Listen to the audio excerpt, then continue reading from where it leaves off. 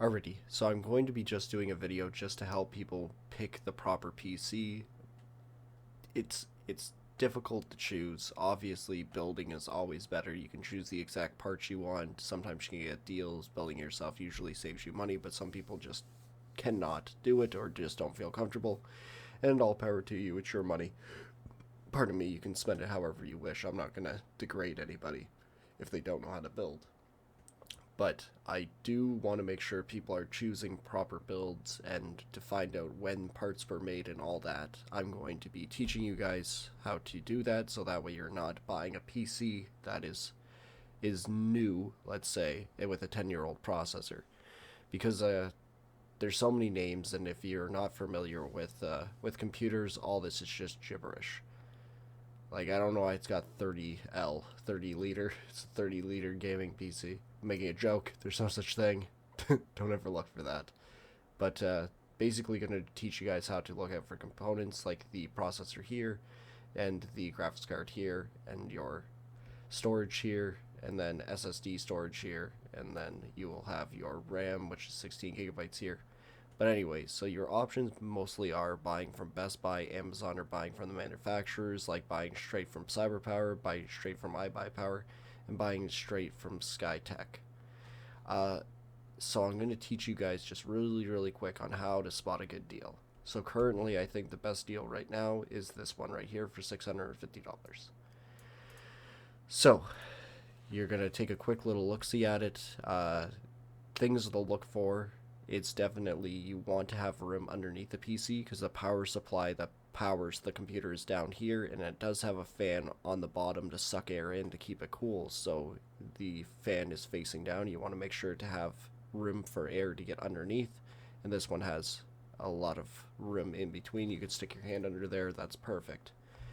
Next, you want to make sure that it has proper airflow. This one, for instance, does have holes all at the front, so that means that it will suck air in. The cool air hangs around. As soon as it starts to get too hot, physics will say hot air rises and will leave the PC. You don't want the air to be going too fast.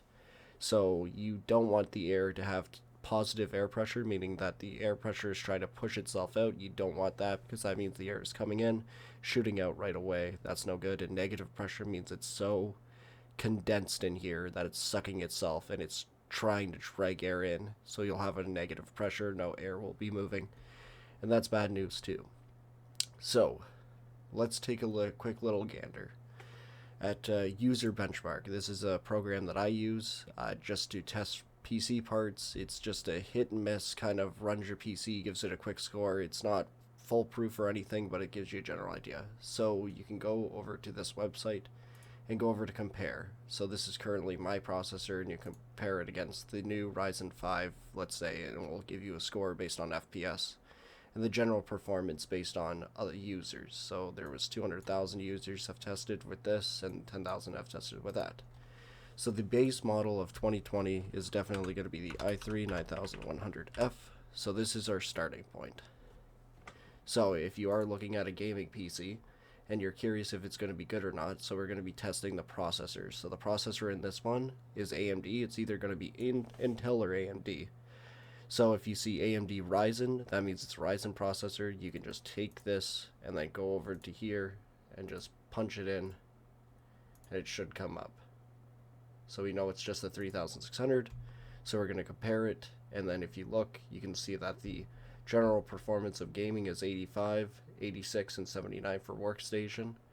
And you can scroll down, and then value, it will give you a score if it's more worth to get this. This one does have 6 cores, 12 threads, and it does say the year it was made, 2019, as well as this. This one's 4 core, 4 thread, and also made in 2019.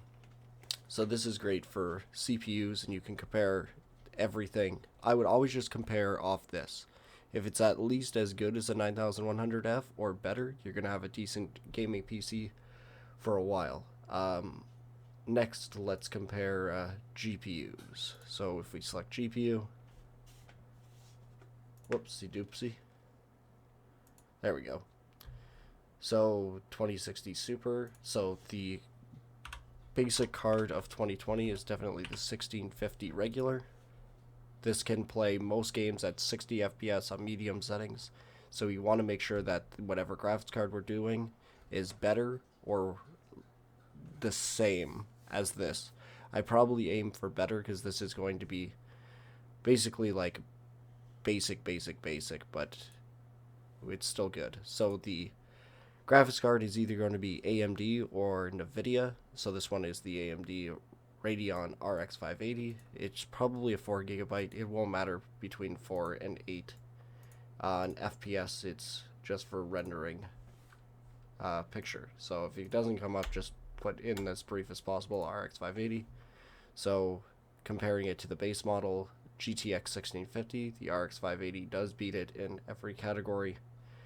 And yeah, definitely well worth your money. So we could deem this computer here as being pretty good.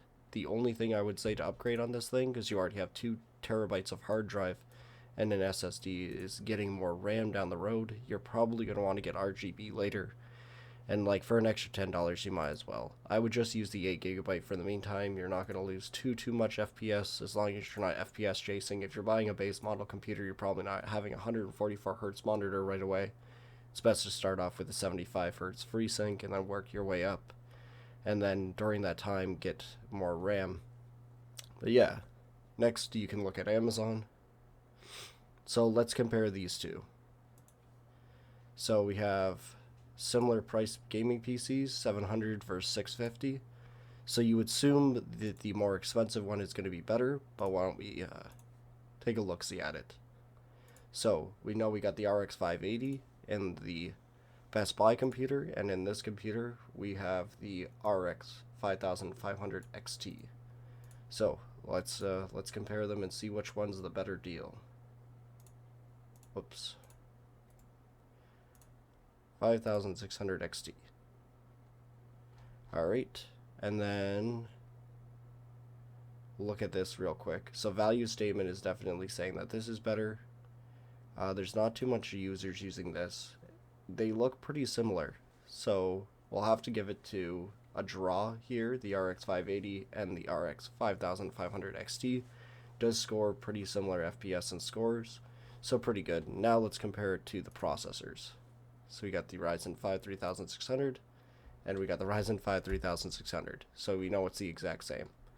This one has 240 gigabyte SSD, and is that it?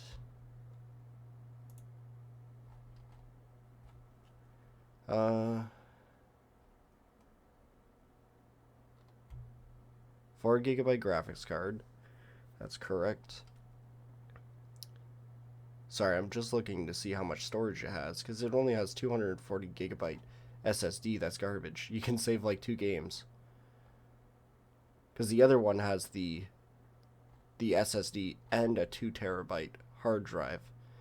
Right off the bat here, by looking at it, it doesn't look like it has any airflow getting in through the front, so that's crap. Oh, I guess it does have side. I would like to see the back of it to make sure it's open, but there's no pictures of the back. So the idea is, rather than pulling it from the front, it's pulling it from the sides. Those are set up as exhaust fans. This thing is screaming negative pressure. I don't like that. Oh, so based on this, from what I can see right now in comparison, so if we look at both these, they both have a similar graphics card. They both have a similar 8 gigabytes of RAM. They both have Wi-Fi. This one has a 2 terabyte hard drive and a 240 gigabyte SSD. Well, this one only has a 240 gigabyte SSD from what I can see. So easily the win goes to this one. It's less money and comes with more storage and a better case, better cooling. And yeah. Doesn't really show the mouse or keyboard either. This one, at least you know you're getting a keyboard and mouse. It says that it's included, and this one doesn't look half bad. So yeah, comparing PCs isn't too difficult. Just follow those steps. Compare it to the GTX 1650, and for the processor, the Intel i3 9100F. If it scores above that, you know that you're going to have a computer that at least plays 60 frames per second on medium settings on almost every game you throw at it.